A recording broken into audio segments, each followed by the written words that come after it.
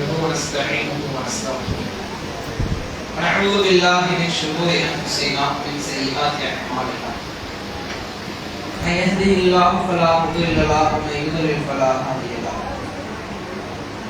أشهد أن لا إله إلا الله وأشهد أن محمدا عبده ورسوله أما بعد கண்ணியமிக்க அல்லாஹ்வின் நல்லடியார்களே, மார்க்க விளக்க கேள்வி பதில் நிகழ்ச்சியினுடைய இன்றைய முதல் கேள்வியாக ஆண்கள் பகுதியில் தமது நபியிடம் தேவையற்ற கேள்விகளை கேட்ட சமூகத்தினர் யார்? சொல்லுங்க சத்தமா. எந்த நபியை சேர்ந்த மக்களும்? மூசா நபியை சார்ந்தோம்.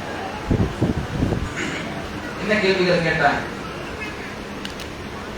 அல்லாஹ் மாட்டை அறுக்க சொன்னா அந்த நேரத்தில் அவங்க என்ன கேள்விகள் கேட்டாங்க? அந்த மாடு கன்றா கேட்டு மாடா என்ற தேவையில்லாத கேள்விகளை கேட்டாங்க. அதே போல இன்னும் என்ன பேரு அதை விளக்கம் அல்லாஹ் கொடுக்குறான். அது கன்று கிடையாது, கேட்டு மாடு கிடையாது, நடுத்தரமான மாடு அது அப்படின்னு சொல்றாங்களா. அதற்கு பிறகு மறுபடியும் சொல்றாங்க, இன்னும் அதோடைய நிறம் எப்படி இருக்கும், எங்களுக்கு ரொம்ப குழப்பமா இருக்குது, அதனால அதோடைய நிறம் எப்படிப்பட்டது அப்படிங்கிறது அல்லாஹ்விடத்துல நீங்க கேளுங்க அப்படின்னு சொல்லி சமுதாய மக்கள் தேவையற்ற கேள்வி. அல்லாஹ் மாட்டாருன்னு சொல்லும் பொழுது மாட்டாருக்கு போயிருக்கலாம். அது அல்லாம ஒரு சட்டத்தை சொன்னதற்கு பிறகு தேவையில்லாத கேள்விகள் அவங்க என்ன பண்றாங்க, இந்த சமுதாய மக்கள் எழுப்புறாங்க. இப்ப அடுத்த கேள்வி அவங்க என்ன கேட்கறாங்க? அந்த மாட்டினுடைய நிறம் என்ன அப்படின்னு கேட்கிறாங்க. இப்ப அல்லாஹ் அதையும் தெளிவுபடுத்தோம். என்ன நிறம்? மக்களை மக்களுடைய கண்களை கவரக்கூடிய அடர் மஞ்சள் நிறம் அப்படின்னு சொல்லி அல்லாஹ் என்ன பண்றான், அதையும் சட்டமா கொடுக்கிறோம். அதற்கு பிறகு என்ன பண்றாங்க, மறுபடியும் கேள்வி எழுப்புறாங்க. என்ன கேள்வி? இன்னும் விளக்கமா எங்களுக்கு சொல்லுங்க, அல்லாஹ்விடத்துல கேட்டு சொல்லுங்க என்ற கேள்வி எழுப்புறாங்க.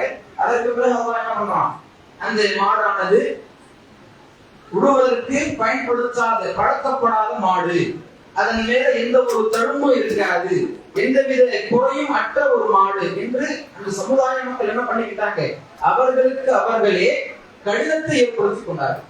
மார்க்க சட்டம் வருது அப்படின்னா அவங்க என்ன பண்ணக்கூடாது, தேவையற்ற கேள்விகளை எழுப்பி அவர்களுக்கு அவர்களே கடினத்தை ஏற்படுத்திக் கொள்ள கூடாது என்பது அல்லாஹ் என்ன பண்றான், இந்த இடத்துல பதிய வைக்கணும். அல்லாஹ் திருமறை சொல்லும் பொழுது 2வது அத்தியாயம் 108வது வசனம், அன் துரீதுன அன் தஸ்அலு ரசூலக்கும் கமா சுஇல மூஸா மின் கப்ல்.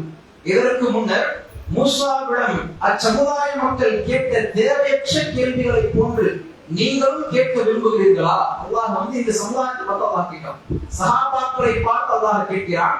இதற்கு முன்னர் வாழ்ந்த மூஸா நபியினுடைய சமுதாய மக்கள் இருக்காங்களே, அவர்கள் தேவையில்லாத கேள்விகளை எழுப்பி தங்களுக்கு தாங்களே சட்டத்தை கடினமாக்கி கொண்டார்களே, அது போன்று நீங்களும் சட்டத்தை கடினமாக்கி கொள்ள முயல்கிறீர்களா, விருப்பம் கொள்கிறீர்களா? அல்லாஹ் கேட்கிறான். அடுத்த கேள்வி, எங்களுக்கான கேள்வி, நன்மையான காரியங்களோடு சேர்த்து எந்த அமல் நம்மிடத்தில் இருந்தால் மட்டுமே அல்லாஹ்விடத்தில் கூலிகளை பெற்றுக்கொள்ள முடியும்? நன்மையான காரியங்களோடு சேர்த்து எந்த அமல் நம்மிடத்தில் இருந்தால் மட்டுமே அல்லாஹ்விடத்தில் நற்கூலிகளை பெற்றுக்கொள்ள முடியும்?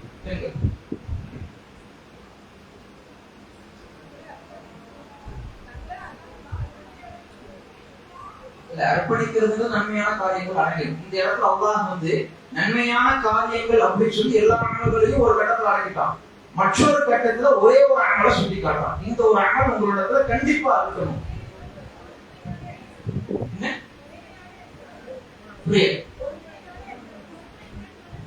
அது உதவி தேடுவதற்கான அளவுகோல்.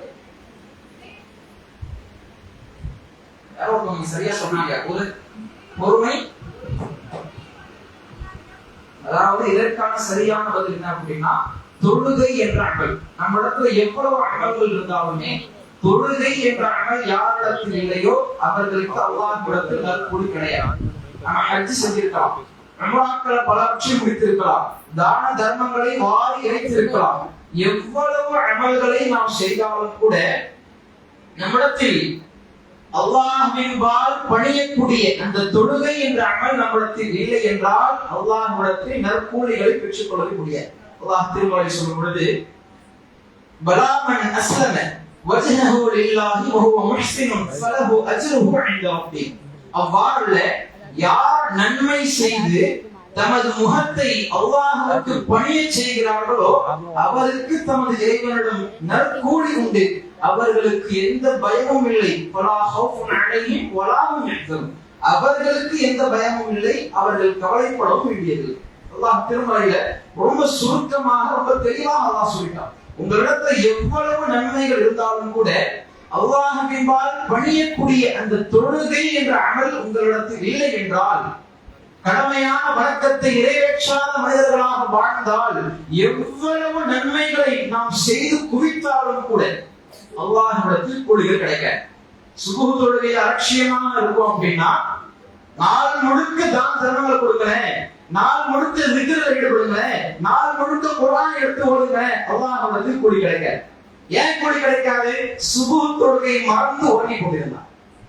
சுபஹ் தொழுகையை அலட்சியம் காட்டினான், அஸ்ர் தொழுகையை அலட்சியம் காட்டினான். இன்னபிற தொழுகையை விட இன்னபிற உலகம் சார்ந்த விடயங்களுக்கு நாம் ஆர்வம் செலுத்தினால், சீரியல்களுக்கு ஆர்வம் செலுத்தினால், வியாபாரங்களுக்கு ஆர்வம் செலுத்தினால், இன்னபிற சமையல்களுக்கு ஆர்வம் செலுத்தினால், பிள்ளைகளை பார்க்க வேண்டும் என்று காரணம் காட்டினால், என்ன காரணத்தை சொன்னாலும் சரி, தொழுகைக்கு சலுகையே கிடையாது.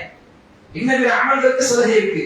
நோன்பு இருக்கா, நம்மளால முடியலையா, உடம்பு முடியல, நோய்வாய்ப்பட்டிருக்கேன், பயணத்துல இருக்கேன், அல்லாஹ் சொல்றான் நோன்பு விட்டு. ரமலான் முடிந்த நோன்பு முடி. ஜக்காத் எடுத்துக்கோங்க, எங்களிடத்துல பணம் இல்ல, போதிய பொருளாதாரம் இல்லை என்றால் ஜக்காத்தை விட்டு வேணாம். ஹஜ் எடுங்க, அல்லாஹ் எப்படி சட்டமாக்குறான்? யாருக்கு உடலாலும் பொருளாதாரத்தாலும் வலிமை இருக்கிறதோ அவர்களுக்கு தான் ஹஜ் கிளம்பு. இல்லையா, இடத்துல பொருளாதாரம் இருக்கு, உடல் வலிமை இல்ல, போயிட்டு வர அளவுக்கு தாக்கத்து இல்ல என்று இருந்தால் விட்டுறலாம். இல்ல, இடத்துல நல்ல தாக்கத்திற்கு உடல் வலிமை இருக்குது, ஆனால் இடத்தில் பொருளாதாரம் இல்லை, அல்லாஹ் கடமையாக்கல. ஆனால் இந்த தொழுகைக்கு சலுகையே கிடையாது. பயணத்துல இருக்கிறோம், அல்லாஹ் சொல்றான் பயணத்துல இருக்கீங்களா, கிழக்கும் மேற்கும் போங்க, எல்லா பக்கமும் அல்லாஹ்வுடைய முகம் இருக்கிறது. அல்லாஹ் குர்ஆன்ல சொல்றான் பயணத்தில் இருந்தாலும் தொழுகை கடமை. நோய்வாய்ப்பட்டிருந்தாலும் நிற்க முடியலையா, உட்கார்ந்து தொழு. உட்கார முடியலையா, படுத்துக்கொண்டு தொழு. எப்படிப்பட்ட ஒரு நிலையிலும் தொழுகையை விடுவதற்கு அனுமதி இல்லை, மார்க்கம் சொல்கிறது.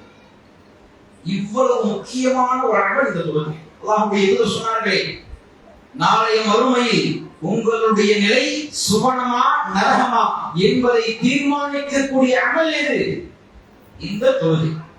அல்லாஹ்வுடைய தூதர் சொன்னார்கள், உங்களுக்கு நம்பிக்கை சரியா இருக்கணும், ஈமான் வலுவாக இருக்கணும், அல்லாஹ்வை நம்பக்கூடிய தன்மை இருக்கு அப்படின்னா, அல்லாஹ்வுடைய தூதர் சொன்னார்கள், அந்த ஈமான் என்ற அந்த கேள்விக்கு அடுத்த கேள்வியாக, முதல் கேள்வியாக அல்லாஹ் ரப்பல் ஆலமீன் அடியானிடத்தில் விசாரிப்பான், தொழுகை குறித்து விசாரிப்பான். முதல் கேள்வி இதுதான், தொழுகையில் எப்படி இருக்கு?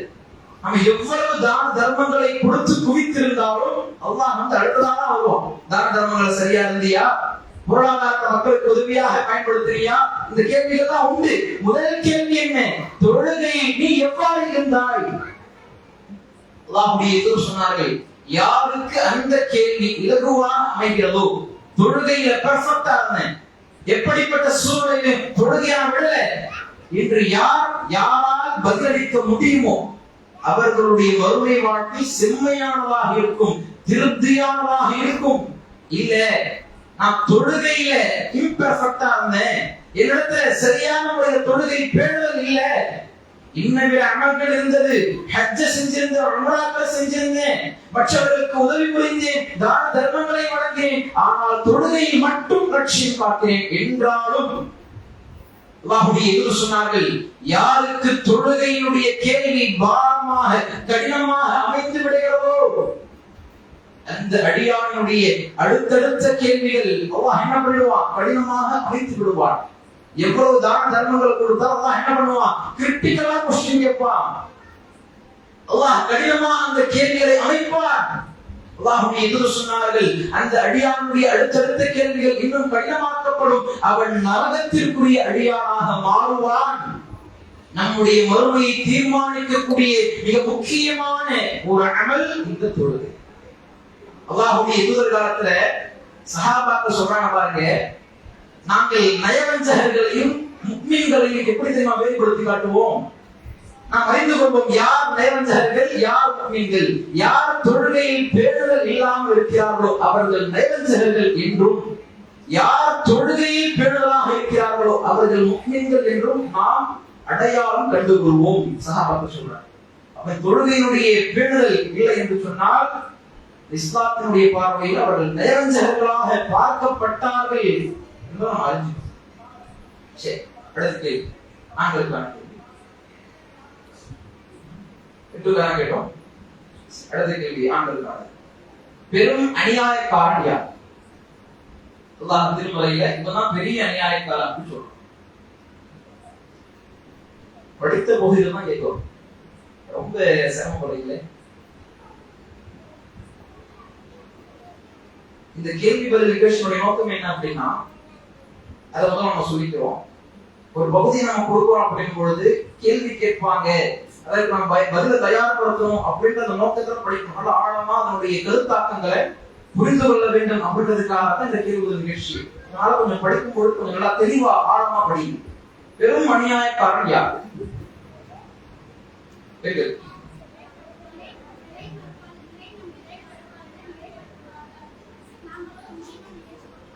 சொன்னேன்.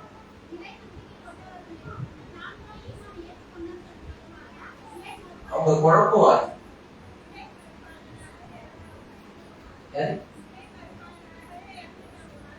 அது இணை வைப்ப வந்து அல்லாஹ் மற்றொரு இடத்துல சொல்லுவான், இன்ன ஷிர்க லظுல்முன். இந்த இணை கற்பித்தல் என்பது மகத்தான அநியாயம் அப்படி சொல்லுவோம். இங்க என்ன அப்படின்னா கேள்வி, அநியாயக்காரன் யார்? பெரும் அநியாயக்காரன். கிட்டத்தட்ட அது சம்பந்தப்பட்ட ஒரு செய்தி தான் வந்து சொல்லு. 2வது அத்தியாயம் 114வது வசனம். ومن أظلم ممن منع مساجد الله أن يذكر فيها اسمه وسعى في خرابها.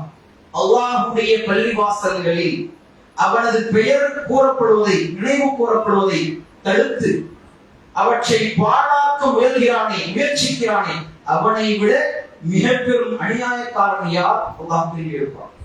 அல்லாஹ்வுடைய பள்ளிவாசல்கள்ல அல்லாஹ்வுடைய பெயரை துதிப்பதற்கு பதிலாக அல்லாஹ் அல்லாத மற்ற பெயர்களை யார் துதிக்கிறார்களோ அந்த தன்மையை அல்லாஹ்வை மட்டுமே புகழ வேண்டிய இடம் பள்ளிவாசல். அல்லாஹ் மற்றொரு இடத்துல அல்லாஹ் பேசும்பொழுது பள்ளிவாசல்கள் என்பது அல்லாஹ்வுடையது. அந்த பள்ளிவாசல்களில் அல்லாஹ்வை தவிர்த்து இன்னும் யாரையும் நீங்கள் அழைக்காதீர்கள், யாரையும் வணங்கக்கூடாது, அல்லாஹ்வை மாத்திரமே வணங்கணும். அது பள்ளிவாசல். அந்த பள்ளிவாசல்ல அல்லாஹ்வை வணங்குவதற்கு பதிலாக இன்னும் பிற அவுலியாக்கள், உலமாக்கள், இன்னும் பிற ஹஜ்ரத்துமார்கள், மரணித்தவர்கள் என்று யார் அந்த தன்மையை பாழாக்குகிறார்களோ அவனை விட மிகப்பெரிய அநியாயக்காரன் யார்? அல்லாஹ் கேள்வி எழுப்புவான். இன்னைக்கு பாருங்க, நாம் எல்லாம் அதிகமாக பாடம் எடுக்க வேண்டிய வசனம் இது. இன்றைக்கு பெரும்பான்மை இஸ்லாமியர்கள் எந்த பள்ளிவாசலில் அல்லாஹ்வை துதிக்க வேண்டுமோ அதே பள்ளிவாசலில் மௌலூதுகளை ஓதுகிறார்கள். அல்லாஹ்விற்கு நிகராக நபிமார்களை கொண்டு வருகிறார்கள், அல்லாஹ்விற்கு நிகராக அவுலியாக்களை கொண்டு வருகிறார்கள், அல்லாஹ்வை விட ஒருவரை மேலாக அவுலியாக்களை கொண்டு செல்கிறார்கள். மௌலூது என்ற ஒரு வழிகேட்டினால் சிந்திக்கணுமா இல்லையா? அல்லாஹ் எப்படிப்பட்ட ஒரு வார்த்தையை கேட்கிறான், அவனை விட மிகப்பெரிய அநியாயக்காரன் யாருப்பா? அல்லாஹ் கேள்வி எழுப்புறான்.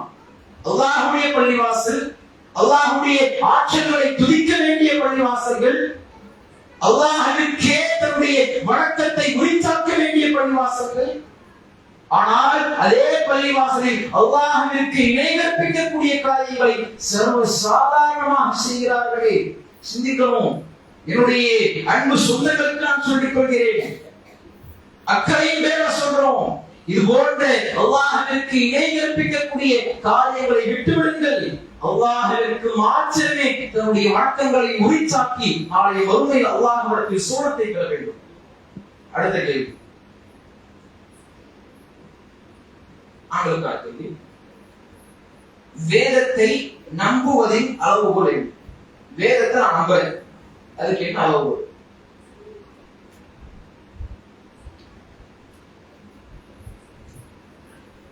எதுவுமே பதில் வர மாட்டேது. இன்ட்ரெஸ்டா போன்றதுக்காக தான் பயான மாத்தி இந்த மாதிரி கேள்வி நிகழ்ச்சி நடத்துறோம். பதிலே சொல்லலாம் அப்படின்னா எங்க இன்ட்ரெஸ்டா போகும்? வேதத்தை நான் நம்புறேன், என்ன அளவு? பெண்கள் நல்லா இன்னும் ஆழமா படிக்கணும்னு நினைக்கிறேன். ரொம்ப ஈஸியா தான் கேள்வி எடுத்துருக்கும். நான் பார்க்காம சொல்லுவீங்கன்னு தெரியும், அதனால கொஞ்சம் அதை கேட்டா போனா கேள்வி எடுத்துருக்கு. சரி, பதில் சொல்லு. 2வது அத்தியாயம் 121வது வசனம். الذين آتيناهم الكتاب يتلونه حق تلاوته. யாருக்கு நாம் வேதத்தை கொடுத்து அதை முறைப்படி படிக்க வேண்டிய முறைப்படி படிக்கிறார்களோ அவர்களே அதை நம்புகிறார்கள். ரொம்ப சுருக்கமா வாசிக்கிறார். யார் வேதத்தை நம்புறா அப்படின்னா, இது அல்லாஹ்வுடைய வேதம் என்ற அடிப்படையை உணர்ந்து அதை யார் படிக்கிறார்களோ. நல்லா கவனிக்கணும். நான் வேதத்தை நம்புறேன். ஈமானுடைய அம்சம் என்ன? ஈமானுடைய அம்சம், ஈமானுடைய அம்சங்கள், ஈமான் அம்சங்கள்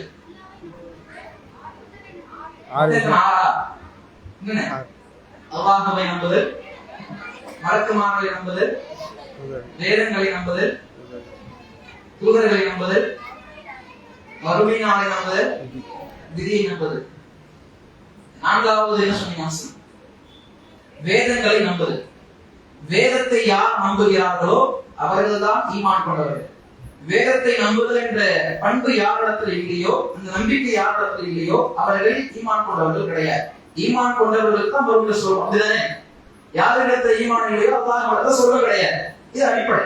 அப்ப ஈமான் நம்மிடத்துல இருக்கணும் அப்படின்னா வேதத்தை நாம் நம்பணும். அல்லாஹ் திருமறையில சொல்றான், வேதத்தை ஒருவர் நம்புகிறார் என்றால் அதை படிக்க வேண்டிய முறைப்படி படித்திருக்க வேண்டும், அதை உணர வேண்டும், அதனுடைய கருத்தாக்கங்களை புரிந்து கொள்ள வேண்டும். அல்லாஹ் நம்மோடு பேசக்கூடிய உரையாடல் அது என்பதை உணர்ந்து அந்த முறைப்படி யார் வேதத்தை படிக்கிறார்களோ அவர்கள்தான் உண்மையிலேயே வேதத்தை நம்புகிறார்கள். நான் குர்ஆனை நம்புறேன்பா, அந்த வார்த்தை தான் குர்ஆனே நம்புறேன், இது நம்பிக்கை கிடையாது. அந்த வேதத்தை எடுத்து படிக்கணும், அரபியில படிக்கணும், தமிழகத்துல படிக்கணும், அதை ஏற்று புரிந்து உணர்ந்து நம்முடைய வாழ்க்கையை அமல்படுத்தணும். இது நம்மிடத்தில் இல்லை என்றால் நாம் வேதத்தை நம்புறோம். நான் சொல்றேன், யார் சொல்றா? யார் சொல்றா? அல்லாஹ் திருமறையில சொல்றான். அடுத்து எங்களுக்கான இப்ராஹிம் நபி அல்லாஹ் தலைவராக தேர்வு செய்த பொழுது இப்ராஹிம் நபி செய்த துஆ என்ன?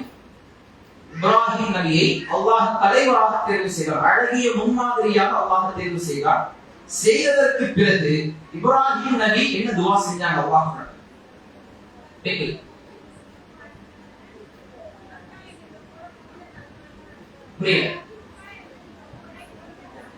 இல்ல, இது அதுக்கு பிறகு நான் சொல்றது உடனடியாக ஒண்ணு சொன்னாங்க, உங்களை நான் தலைவா தேர்வு செய்யணும் அப்படின்னு அல்லாஹ் சொன்னா.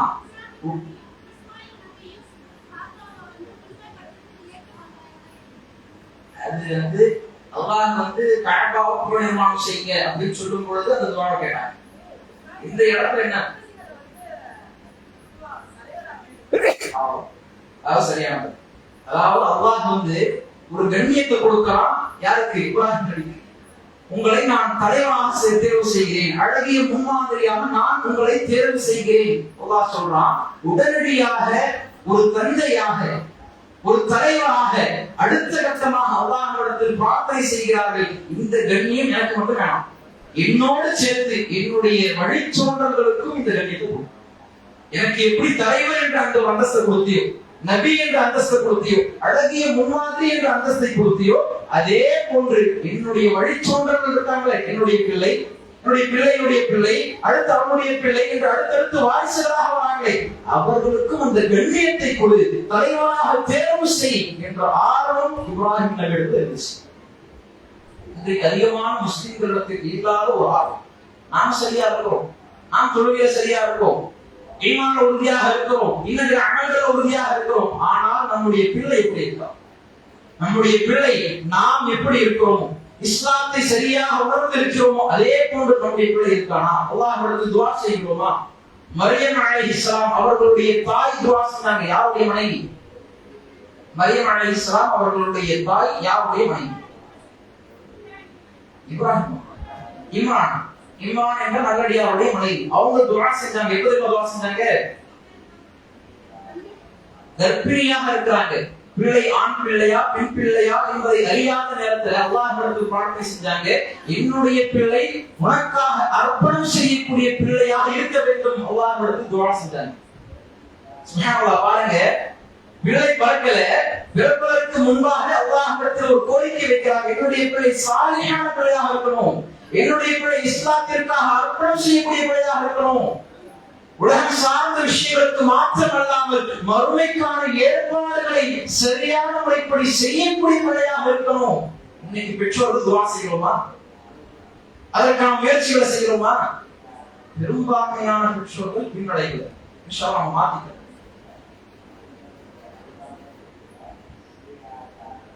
கடைசியாக ஒரு கேள்வி முடிச்சுக்கோ. இப்ராஹிம் நபி இஸ்மாயில் நபி கஅபாவின் அடித்தளத்தை உயர்த்திய பின் அல்லாஹ்விடத்தில் கேட்ட பிரார்த்தனை. இதுக்கு முன்னாடியே சொன்னீங்க பெண்கள். நீ சொன்னீங்க.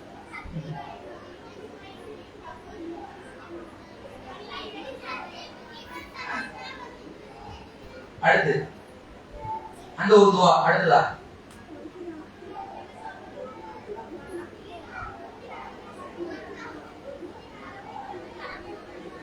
சரியான பதில் சொன்னாங்க. அதாவது அல்லாஹ் ஒரு கட்டளை இட்டான். என்ன கட்டளை இட்டான்? இப்ராஹிம் நபியிடத்தும் இஸ்மாயில் அலைஹிஸ்ஸலாம் அவர்களிடத்தும் ஒரு கட்டளை இட்டான். கஅபாவை புனர்நிர்மாணம் செய்யுங்க, அடித்தளத்தை உயர்த்துங்க. கஅபாவை யார் கட்டினான்? கட்டியது யார்? ஆதம் அலைஹிஸ்ஸலாம். ஆதம் அலைஹிஸ்ஸலாம் முதன்முதலாக இந்த உலகத்தில் நிறுவப்பட்ட பள்ளி கஅபத்துல்லாஹ். அதை புனர்நிர்மாணம் யார் செஞ்சாங்க? இப்ராஹிம் நபி இஸ்மாயில் நபி செஞ்சாங்க. அல்லாஹ் அவர்களுக்கு கட்டளை இட்டான், புனர்நிர்மாணம் செய்யுங்க. அந்த இடத்துல மக்கள் தொழணும், ஜகாத் கொடுக்கணும், இஸ்திக்பாரை செய்யணும். இதற்காக வேண்டி இத்திகாஃப் செய்யணும். இதற்காக வேண்டி என்ன பண்ணுங்க? அந்த கஅபத்துல்லாஹ் அதனுடைய அடித்தளத்தை உயர்த்துங்க அப்படின்னு சொல்லி அவர்களுக்கு கட்டளையிட்டாங்க. அதை சரியான முறையில் செய்து முடித்துவிட்டு அல்லாஹ்விடத்தில் கோரிக்கை வைத்தாங்க. எங்கள் இறைவனை, எங்களிடமிருந்து இதை ஏற்றுக்கொள்வாயாக, நீயே செவியேற்பவன் நன்கறிந்தவன் என்று இப்ராஹிம் நபி இஸ்மாயில் நபி கூறினார்கள். நல்லா கவனிக்கணும். நாம் ஒரு அமலை செய்கிறோம், அல்லாஹ்வுடைய கட்டளைக்கு இணங்க ஒரு அமலை செய்துவிட்டு, நல்லா கவனிக்கணும், பேசிட்டு கூடாது.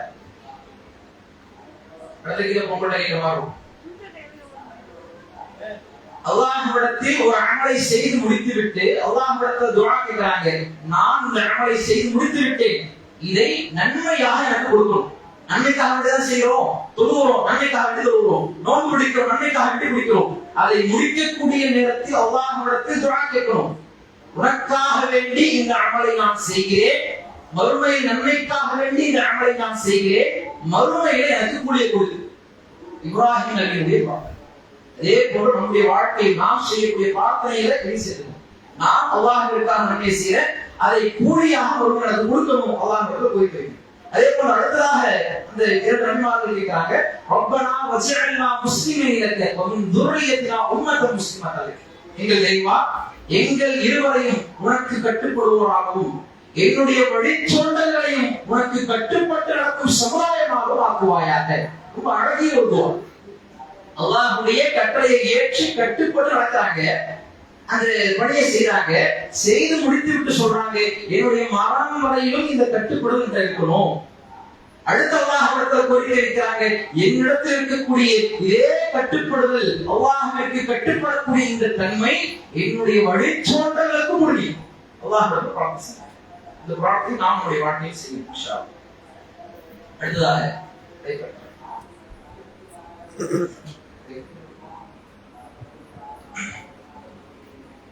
அடுத்ததாக அடுத்ததாக மார்க்க திறனாய்வு கேள்வி நிகழ்ச்சியுடைய